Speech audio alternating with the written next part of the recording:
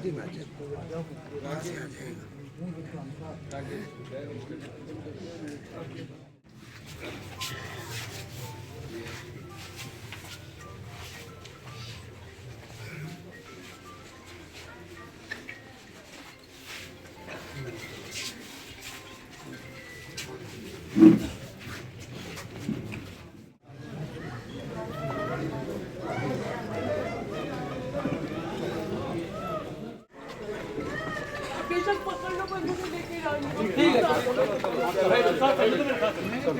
चलो साथ कोई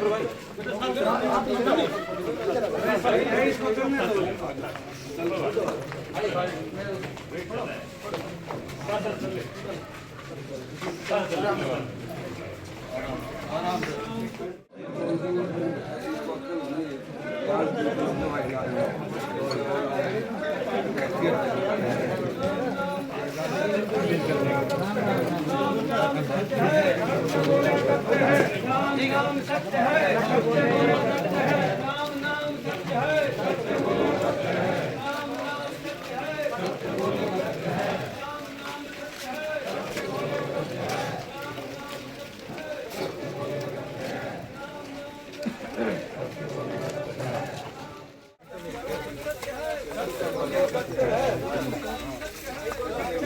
है, सत्य बोले सत्य है, राम नाम सत्य है, सत्य बोले सत्य है, राम नाम सत्य है, सत्य बोले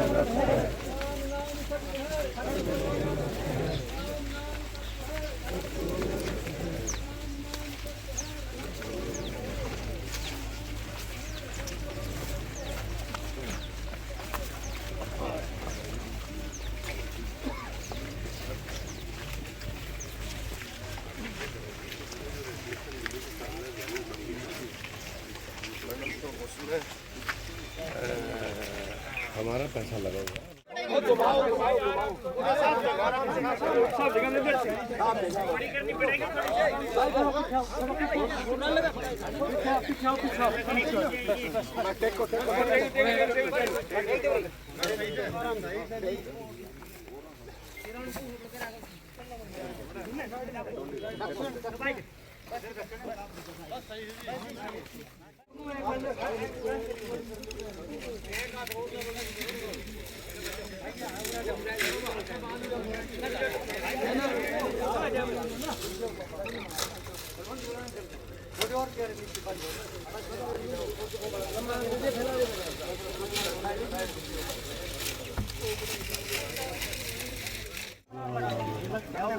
जल्दी आओ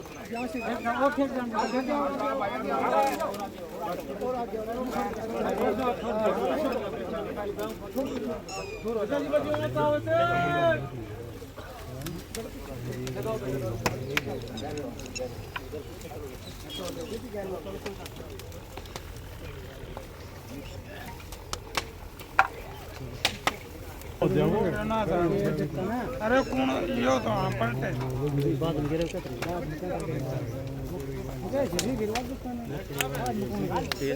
बड़ी दुख की बात है, आपके पापा अभी इस दुनिया में नहीं है। क्या कहना चाहेंगे अपन के बारे में? आज सुबह 6:40 पे उनका निधन हो गया आर्टेमिस हॉस्पिटल में। वो 5 दिन से वेंटिलेटर के ऊपर थे, फुल सपोर्ट में वेंटिलेटर के, और काफ़ी बुरी हालत हो गई थी उनकी, काफ़ी इन्फेक्शन फैल गया था उनके शरीर में, और मतलब बहुत मुश्किल हो गया था। डॉक्टरों ने खूब कोशिश करी बचाने की, पर वो 31 तारीख से एडमिट थे। 31 तारीख से एडमिट थे। उन्होंने खूब कोशिश करी कि मौत से जूझने की, पर नहीं, ये लड़ाई नहीं लड़ पाए। वो जनता के लिए बहुत हाँ, उनसे जुझारू, उनसे ज़्यादा बहादुर आदमी मैंने कभी अपनी लाइफ में नहीं देखा होगा। मतलब हमें तक उन्होंने ये कह रखा था कि तुमसे पहले मेरी जनता है। और कुछ दिन पहले जब 28 तारीख को मेरी उनसे आखिरी मुलाकात हुई थी, तो उन्होंने मुझे ये तक कहा कि अगर बाय चांस मुझे कुछ हो जाता है तो बेटा अपने घर से कोई गरीब आदमी, कोई हेल्पलेस आदमी यूँ कह के नहीं जाना चाहिए कि मैं नरेश यादव के घर गया था और मेरे को मेरी मदद नहीं हुई। तो जो उनकी इच्छा हमेशा थी है, वो हमेशा रहेगी। उस लेगेसी को कंटिन्यू हम करेंगे कि कोई भी दिक्कत होगी इस एरिया में, उन्होंने जितना हमें सिखाया है, जितना हमने उनसे सीखा है, हम पूरी कोशिश करेंगे कि उस पर खरे उतरे, क्योंकि उनके जैसी पर्सनालिटी, उनके जैसा पर्सोना, उस इंसान के जैसा लेजेंड ना कोई था, ना कोई है और ना कोई पैदा हो सकता है, और हम भी नहीं उनकी जगह ले सकते। वो पूर्व विधायक बने 2005 में, निर्दलीय लड़े। एक सरकार के खिलाफ इलेक्शन लड़ना कोई छोटी बात नहीं है, और यूं कभी नहीं हुआ कि कोई, मतलब उनके बारे में आप जहाँ सुनोगे, जिससे सुनोगे, कोई ऐसी बात होगी नहीं, कोई गलत बात कर ही नहीं सकता उनके बारे में।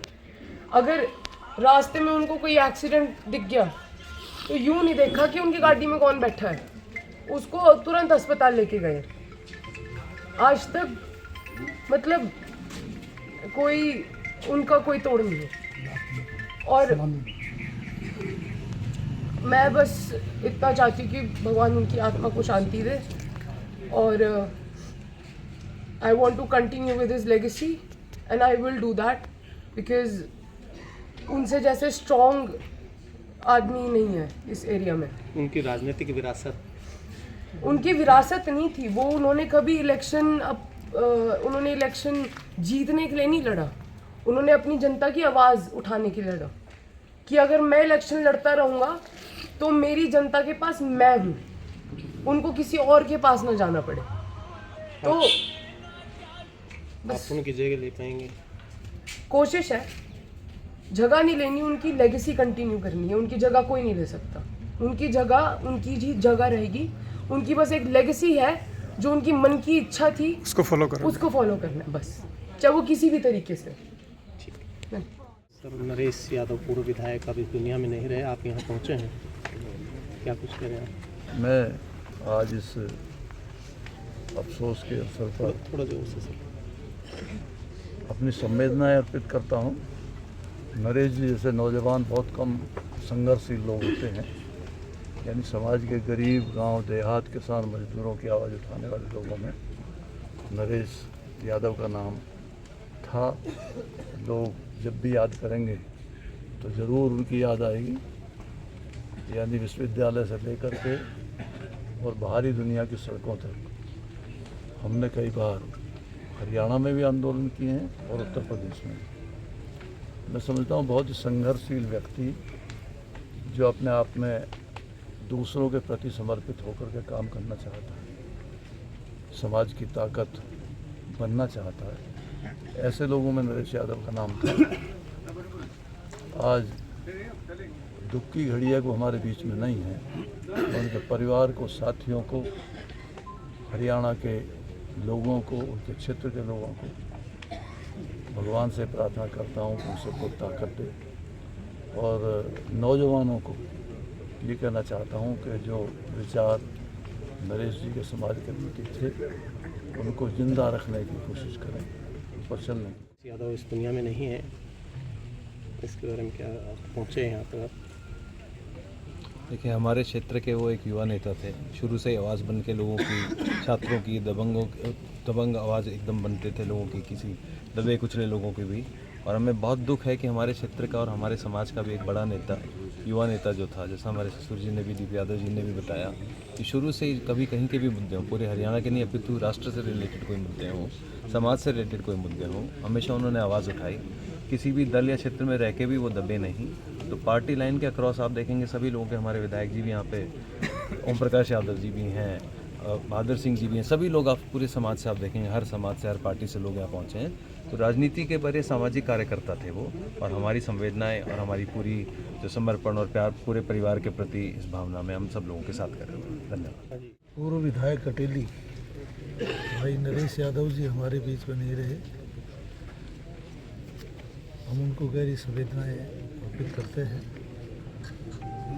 वो व्यक्ति विद्यार्थी जीवन से बहुत ही संघर्षी विचार का व्यक्ति रहा। मेरा अनुज था, मेरे से जूनियर था यूनिवर्सिटी में पढ़ने में, तब से मैं जानता हूँ, पड़ोसी के नाते भी जानता हूँ। लेकिन इलाके में शायद कोई व्यक्ति होगा जो नरेश के संघर्ष को, उसके कामों को नहीं जानता हो।